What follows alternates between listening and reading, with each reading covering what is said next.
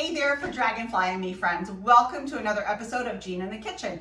If this is your first time here, I'm Jean Roman and you are at For Dragonflies and Me, where I talk about everything cooking and canning and everything gardening. Welcome. So glad that you stopped by. So generally what I do here at my cooking show is I will prepare a meal in front of you and then I direct you back over to my blog at fordragonfliesandme.com to see the entire list of ingredients and the step-by-step directions to put together this recipe. So today I am making one of mine and Dave's favorite recipes, chicken Parmesan. And this was actually something that Dave turned me on to. I know I've eaten it in restaurants, but I just never made it. I thought it was way harder than what it really was. And not that I'm afraid of a good challenge, but I really just was like, it's easy enough to, go out and get some. There's several restaurants I like that make it. But now that Dave and I have made it, as long as he agrees to tenderize the chicken, I'm good. That's the only thing I don't really enjoy doing about it. But we do not have a meat tenderizer. Dave has some super cool and easy techniques that you'll be able to see over at my blog on how he tenderizes meat with a simple kitchen item, a glass. So, and a little bit of cellophane wrap. So today I'm going to first start into this, but before I get into it, if you find value in this video, please smash that like button, smash that subscribe button, and be sure to join me each and every day for posts on either cooking or gardening, and sometimes other little do-it-yourself little tasks that I will find and put together for you. So here we go. So first thing I'm going to do is I have my cool little countertop cook stove, and I have a frying pan here. It's a rather decent sized skillet, so you can see, handle pointed away, and I am going to turn that heat on high. So make sure the flame's going, very good. And then I have some just regular canola oil, and I'm just going to wait for my pan to get a little bit hotter, and then I'm gonna put my oil in there and let my oil start to get hot, and then I'll test it by doing a little droplet of water or maybe the egg. In the meantime, I have 2 chicken breasts that is actually one large split chicken breast. And so Dave's already, like I said, tenderized that. Then I put together some flour, just white all-purpose flour with a little bit of salt and pepper. And then I have a few eggs along with some whole white milk, and I've got that blended up over here. And then I have some Italian style breadcrumbs that I'm going to dip in. So in that order. So that is getting hot, and I'm going to add my oil, just enough to cover the bottom. I don't want to saturate the chicken. I want it to be nice and crisp, but not greasy. But I do have a plate right beside there with some paper towels that I will put the semi-cooked chicken on to drain any excess oil. So I have my oven preheated behind me at 350 degrees, and I am going to bake this chicken for about a half an hour once it's done. So I am not fully cooking this chicken, but I'm going to get this in the flour and coat it there. So I got it pretty evenly coated, and then I'm going to put it in the egg. And again, that was a blotch, oops. That was a little oops. So coat both sides with the egg, and then I'm going to coat it both sides with the flour. And then I'm not going to put in the oil yet. I'm going to do the other chicken breast. Depending on how many people you are serving and their appetites, of course, I like to do 1 breast per person. And then I'm going to serve this with some angel hair pasta with my homemade marinara sauce. And that recipe for my marinara sauce will be a link that you can click into at my blog at fordragonfliesandme.com. And if you're not following me on social media, be sure to follow me at my Facebook and Instagram. Okay, so there we go. So now those are nice and evenly coated. My oil, I can hear, is starting to pop a little bit. So I am going to go ahead and carefully place that in the very hot oil, as well as the other one. I'm gonna rinse my hands off so they're not all goopy. All right, take this. So these guys are gonna sizzle for a little bit. I'm going to put this stuff over to the side. I do not need it any longer. If you have been following me for any amount of time, you know I like to cook it clean as I go. So now I have a small baking dish, a 7 by 11 baking dish. This is just the perfect size for 2 large chicken breasts. And then I have my marinara sauce, some grated Parmesan cheese, and then I also decided to use, I had picked up a fresh mozzarella ball and shredded it. Oh, it's so good. Yum! So we're gonna do that. Where's the tongs? So I'm going to let this chicken cook for about a minute and a half on each side. I'm gonna watch it. Oh, I don't want it to burn. I'm actually gonna turn the heat down just a tad. But I don't want my oil to cool, because once that oil cools, then you get a greasy mess. So you can see right there about how much I'm cooking it. And again, it was about a minute and a half. So these chicken breasts are thin. They're not gonna take a long time to cook, and you don't wanna cook the life out of it. You wanna make sure that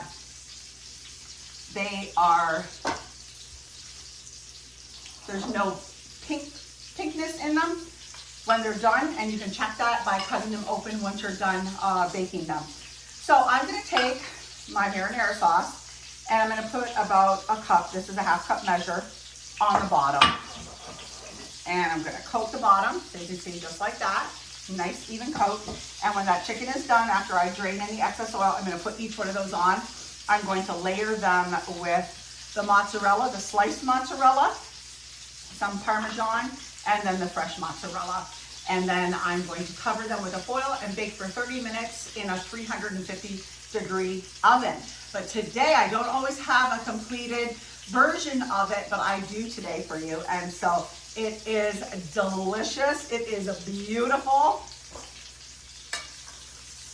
Okay, I'm gonna let that go for about another 30 seconds or so. And then I'm going to drain any excess oil off. So, if you are new here and you have not been following me for a while, then you may not know that I wrote a cookbook during my Mennonite years.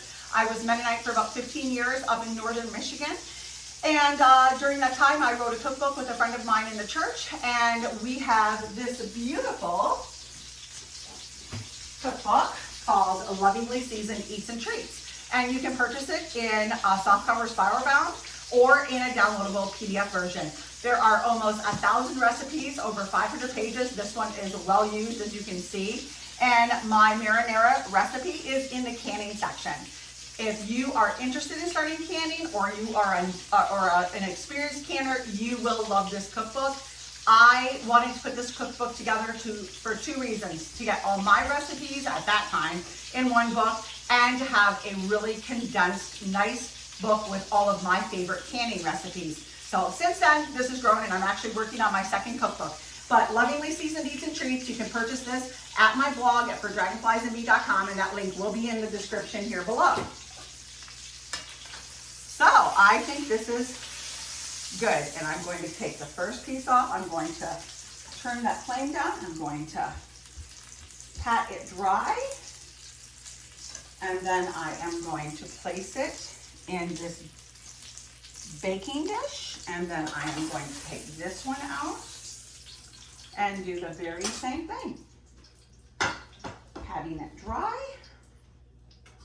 And then it's hot. This is, hot oil, so be careful. So there we go.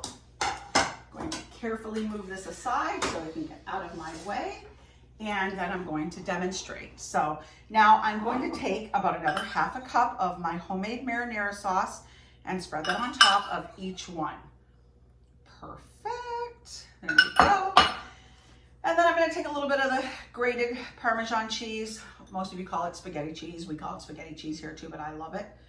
And then I'm going to take a slice of mozzarella cheese. In my blog, I have all just shredded. I had this stuff extra in my fridge and it needed to get used up. So, you know what? It's versatile. If you have Swiss cheese, you can put Swiss cheese. Really, it's really up to you. Dave wanted to put some Colby Jack on his, but I said no for the picture. So I'm going to put all this cheese on there because we love cheese. If you know me, I always say butter and bacon make everything better, well, so does cheese. So I think that's good right there.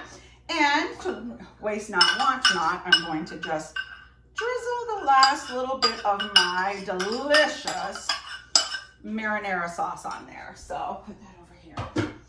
So friends, now I am going to take a piece of foil wrap. I am going to cover it, and I'm going to bake this at 350 again for 25 minutes. Then I'm going to remove the cover, let it brown a little bit, and bake it for 5 more minutes. So, putting that on the center rack. Alexa, set an alarm for 25 minutes. Now. 25 minutes, starting now. Oh, thank you. She's so helpful. So now I am going to show you the finished product. Dave has already eaten his. So here we go. Oh my gosh. Look at this, friends. Look at that. Mmm, so delicious.